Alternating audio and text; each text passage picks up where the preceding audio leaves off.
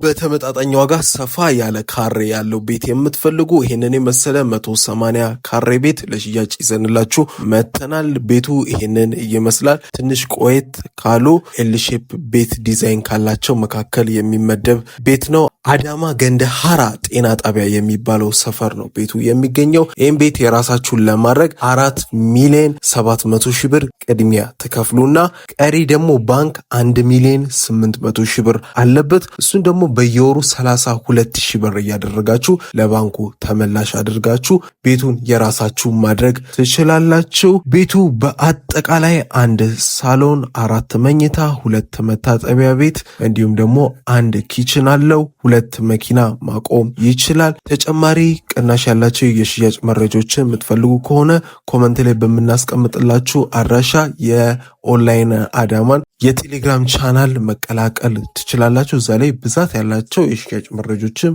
በየዕለቱ ስለምንለቅ መከታተል ትችላላችሁ። ይህንን ቤት ለመግዛት እዚህ ጋር ባለው ስልክ ቁጥር ኦንላይን አዳማ ብላችሁ መደወል ትችላላችሁ። መልካም እድል።